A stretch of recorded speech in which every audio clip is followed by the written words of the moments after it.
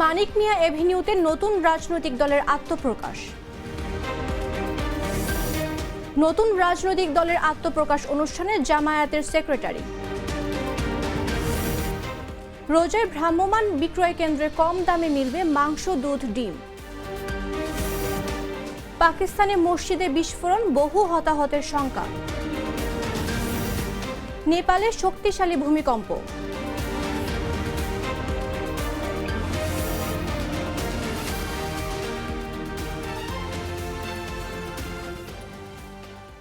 আমন্ত্রণ সন্ধ্যা ৭টা নিউজে। আপনাদের সাথে আছে আমি মামদুহা রাইসা। পাকা টমেটো আর সিক্রেট রেসিপির কম্বিনেশনে তৈরি প্রাউন সসের বস। বৈষম্য বিরোধী ছাত্র আন্দোলন ও জাতীয় নাগরিক কমিটির উদ্যোগে নতুন দলের আত্মপ্রকাশ হয়েছে আজ।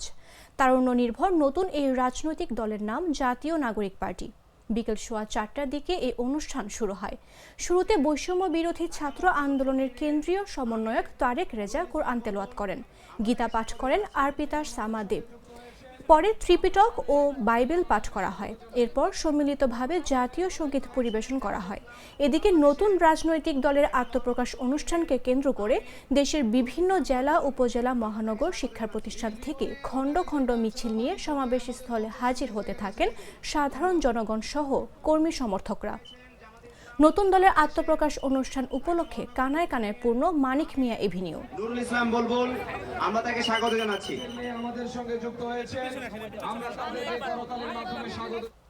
বৈষম্য বিরোধী ছাত্র আন্দোলন ও জাতীয় নাগরিক কমিটির উদ্যোগে নতুন রাজনৈতিক দলের আত্মপ্রকাশ অনুষ্ঠানে উপস্থিত হয়েছেন জামায়াত ইসলামীর সেক্রেটারি জেনারেল মিয়া গোলাম পরোয়ার।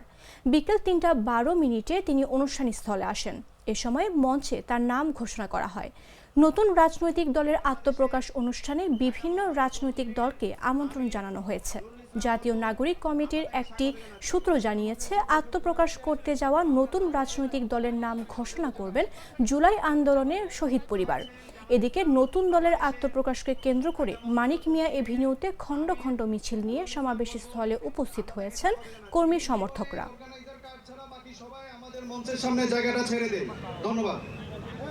নতুন বাংলাদেশ বিনির্মাণের এই কোটি কোটি মানুষের যে অভিযাত্রা, জুলাই গণ অভ্যুত্থানে আমাদের হাজার হাজার প্রিয় ছাত্র জনতার যে জীবনদান, হাজার হাজার মানুষের আহত হওয়ার বিনিময়ে আমরা একটা নতুন বাংলাদেশ গড়তে চাই।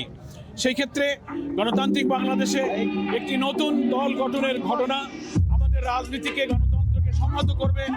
রাজনৈতিক দলের মধ্যে পারস্পরিক সম্পর্ক, সৌহার্দ্য, রাজনৈতিক চিন্তাভাবনা, নতুন রাজনৈতিক বন্দোবস্তের ক্ষেত্রে বাংলাদেশের মানুষকে জুলাই অভ্যুত্থানের চেতনায় ঐক্যবদ্ধ রাখতে এই নতুন রাজনৈতিক দল গঠন হচ্ছে এবং সেটা আমাদের রাজনৈতিক দলের মধ্যে জাতীয় ঐক্যের চেতনাকে সংহত করবে। জামাত ইসলামের পক্ষ থেকে আমরা নতুন দলের আত্মপ্রকাশকে ইতিবাচক হিসাবে দেখছি। আমরা অভিনন্দন জানাই। আমরা আশা করি বিদ্যমান সকল রাজনৈতিক দলের সঙ্গে নতুন যে দলটি আত্মপ্রকাশ করতে যাচ্ছে তাদেরও সেই গণতান্ত্রিক সৌহার্দ্যপূর্ণ সৌজন্য সম্পর্ক আমাদের একসঙ্গেই থাকবে। আমরা হাতে হাত মিলিয়ে আমাদের এই কোটি কোটি মানুষের আশা আকাঙ্ক্ষা, গণ আকাঙ্ক্ষা পূরণের লক্ষ্যে একসাথেই আমরা চলতে পারবো।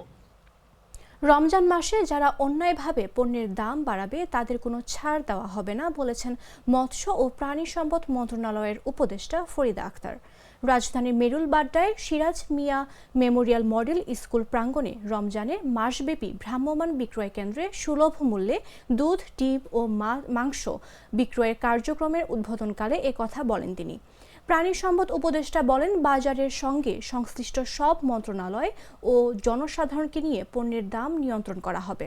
নতুন বাংলাদেশে এবারের রমজান হবে স্বস্তির রমজান। ফরিদা আক্তার বলেন, পণ্যের দাম শুধু সাশ্রয়ী হলেই চলবে না, এটি নিরাপদও হতে হবে। এক্ষেত্রে স্লটার হাউসকে নিরাপদ করার জন্য সিটি কর্পোরেশনকে এগিয়ে আসতে হবে।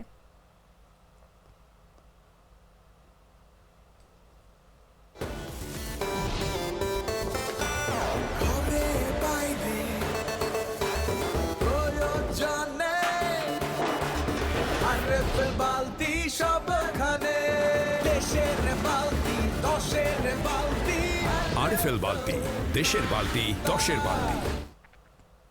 আগামী সংসদ নির্বাচনের জন্য কিশোরগঞ্জ ৩ আসনে জামায়াতে ইসলামীর সম্ভাব্য প্রার্থী নির্বাচিত হয়েছেন সাবেক রাষ্ট্রপতি আব্দুল হামিদের শ্যালক কর্নেল অধ্যাপক ডক্টর জিহাদ খান। জামায়াতের মজলিসের শুরা সদস্য ও কিশোরগঞ্জ জেলার আমির অধ্যাপক মোহাম্মদ রমজান আলী তার প্রার্থিতার বিষয়টি নিশ্চিত করেছেন। ডক্টর জিহাদ খান জামায়াতে ইসলামীর মজলিসের শুরা সদস্য। বর্তমানে তিনি ইবনে সিনা হাসপাতালে কার্ডিওলজিস্ট হিসেবে কর্মরত।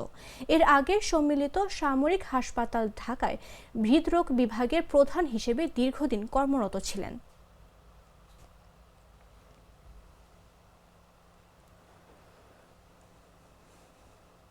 জানাবো আন্তর্জাতিক সংবাদ।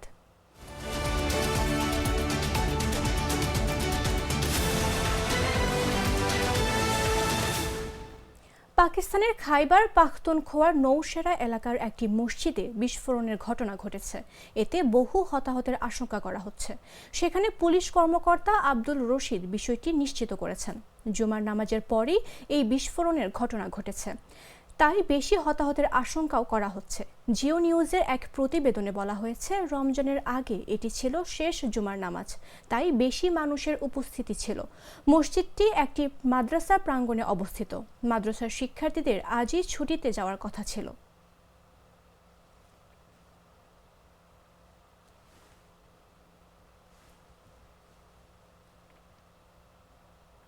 শক্তিশালী ভূমিকম্পে কেঁপে উঠেছে নেপাল।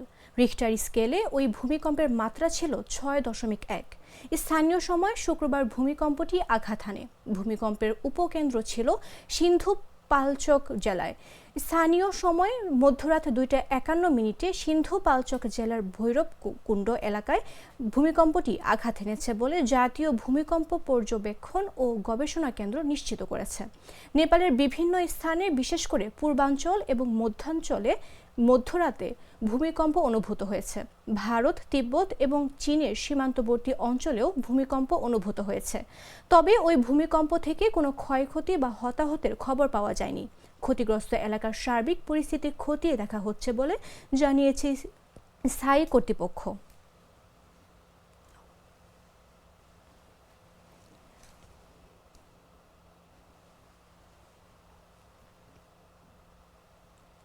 সংবাদ শেষ করার পূর্বে শিরোনামগুলো জানিয়ে দিচ্ছি আরও একবার।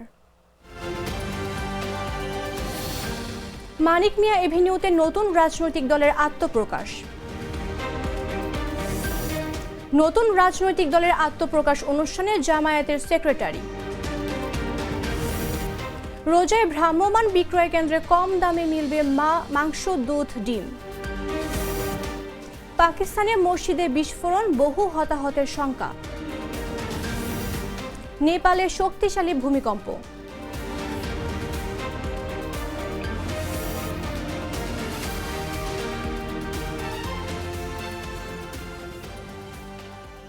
এই ছিল এখনকার মতো। এতক্ষণ সঙ্গে থাকার জন্য ধন্যবাদ সবাইকে।